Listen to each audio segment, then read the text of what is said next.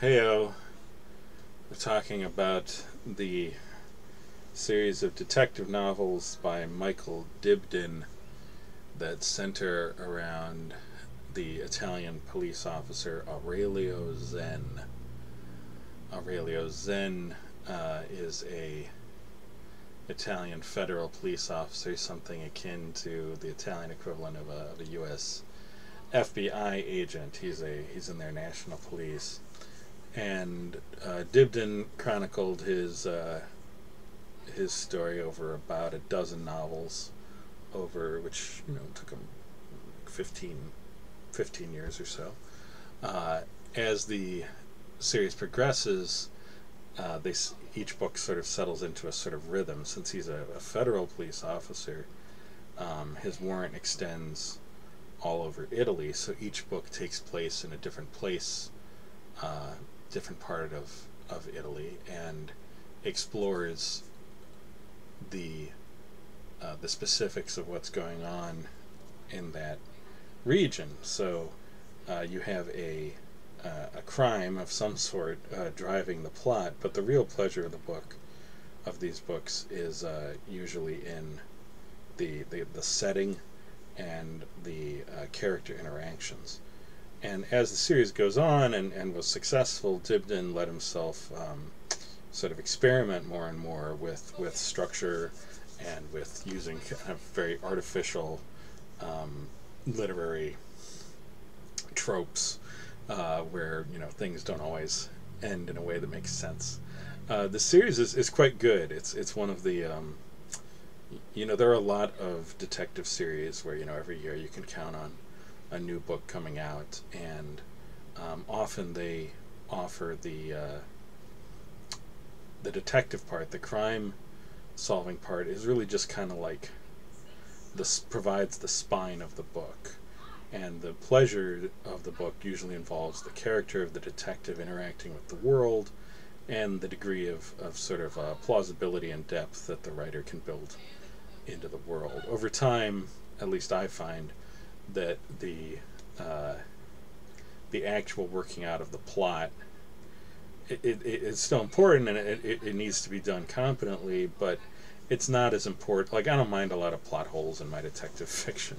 I don't mind a certain degree of implausibility, because it's just kind of like the thing that gets the story going and helps the different elements hang together.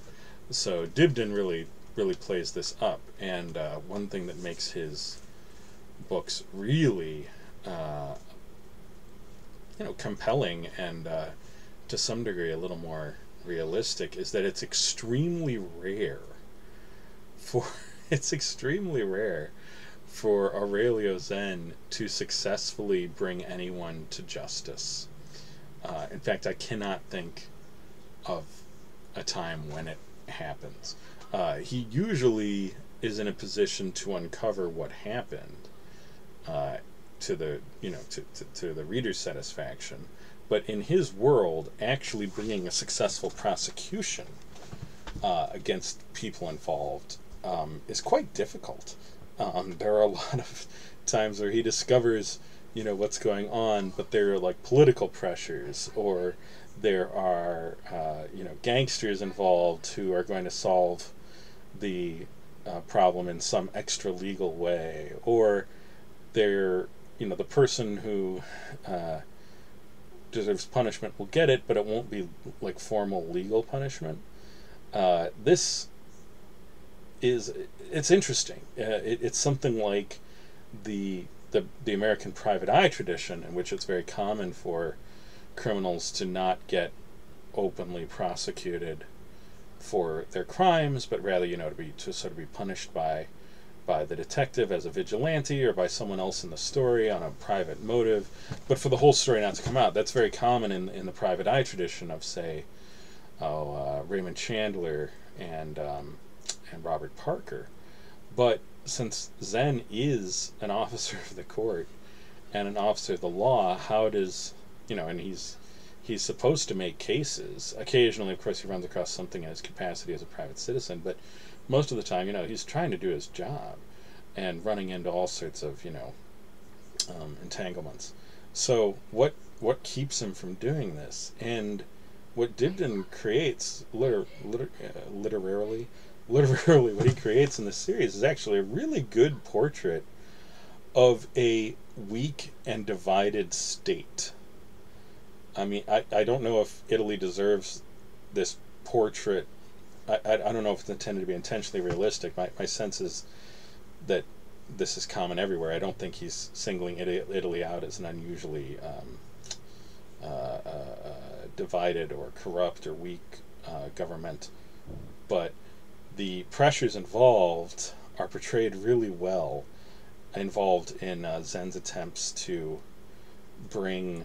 Zen does try, by the way. He's not like resigned to this. I mean, he sort of knows it happens, but he is making an effort. He's like a good person in a very mixed system trying to make decent outcomes occur. And he's insightful and logical and sardonic like a good literary detective should be, but he's almost always outpaced by events, by faster moving forces around him. So he'll discover who is involved, and he'll be trying to apprehend them, but the other criminals involved will have made that person disappear. This is actually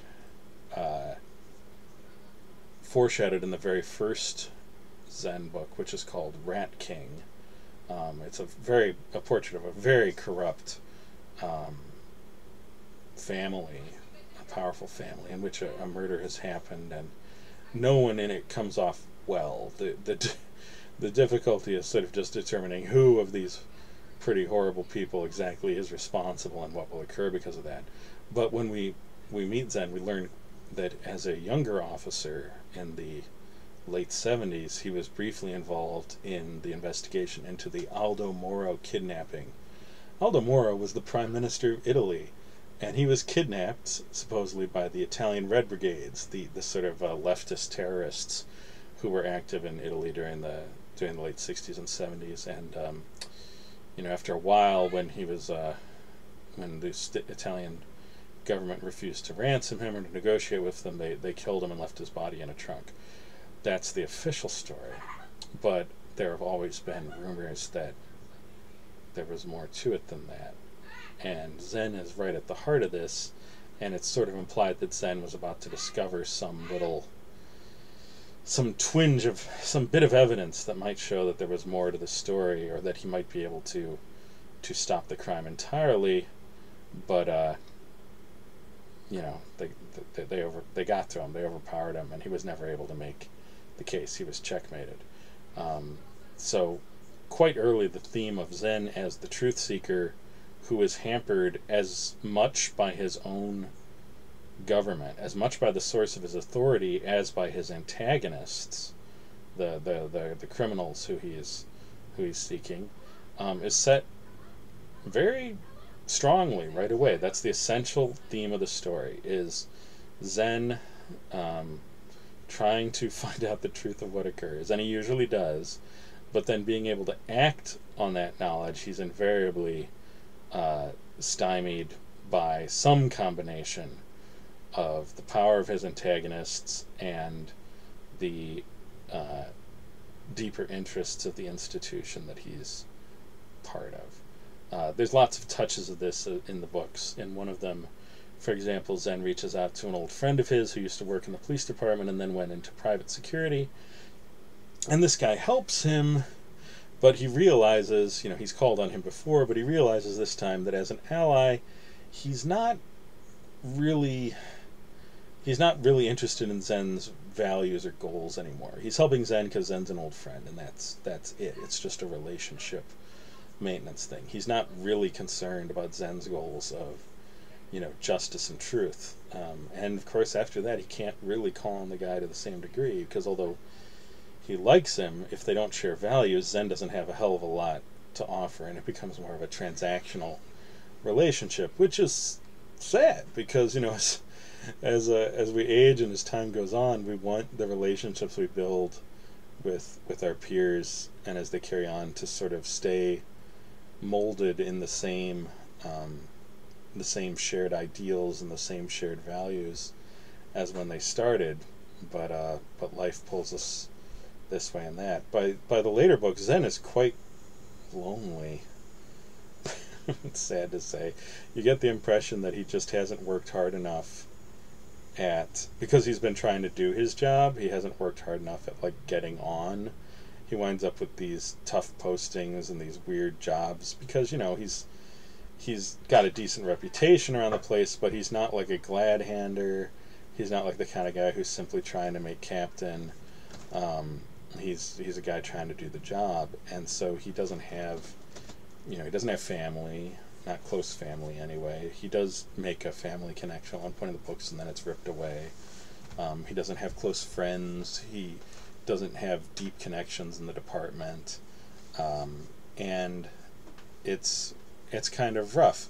And so he winds up taking, some of the sort of solitary pleasures of an artist at work. He takes pleasure in a neat bit of work. He still takes some joy in trying to do the job well. He hangs on to the values that led him in this direction, but he's still quite alone, and he regularly has to watch the work he's trying to do get undermined and pulled apart. I sort of see him as a drama of the policeman as a civil servant in a wavering and inconstant state. And, which state isn't on some level? Which state isn't nervous and unsure of itself and unwilling to tackle directly the big questions and conflicts within its society? The final book, thankfully, that was completed before Dibdin's death, is a lot of just fun. It's nice. It's a nice book, a nice way to end out the series. It is, Zen could easily have been headed towards a very kind of lonely end as, like, sort of an older man, but instead he gets this very fun farewell book called Back to Bologna, which intentionally is meant to remind you of Back to Bologna. Bologna, of course, meaning, a bunch of nonsense. And the book is very silly, and it has a lot of, like, these little metafictional touches and these references to real people in Italian society. And it's goofy. There's, like, a cooking show, and there's this ridiculous private detective. And for once, Zen, it's not in any kind of really important way, but Zen does catch a malefactor and get him arrested for the right thing and pulled off the streets. It's not the most serious person, but it is, like, he's got him dead to rights, and he does get sort of a little quiet smile at how ridiculous the whole thing is. And that's the last that we get to see of him, which I enjoyed as a farewell to the character, because I don't think I've ever run across that done quite so well. The books are well written, needless to say. There's a nice balance between description, dramatic scenes, characterization, the use of language. More than a lot of detective writers, Dibdin has fun with words, more than some of them. And I don't think I've seen such a good portrait before of the police detective as just kind of like, not like hard-bitten or streetwise, just kind of like as a, sad, knowing, but still driven civil servant. Zen never has to draw a gun. he just struggles with the bureaucracy and the inertia, while other people are running around making mistakes and doing dumb things, and he's trying to make a difference. So as a portrait of that, through the medium of a detective novel, as the portrait of sort of a lonely, aging civil servant, this series is very good and deserves to be read.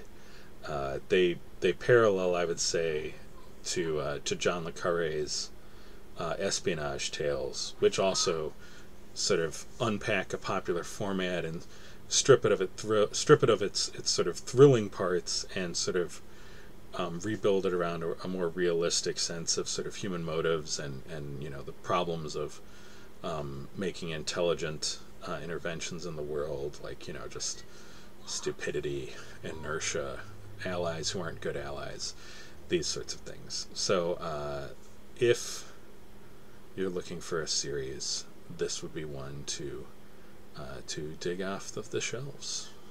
Okay.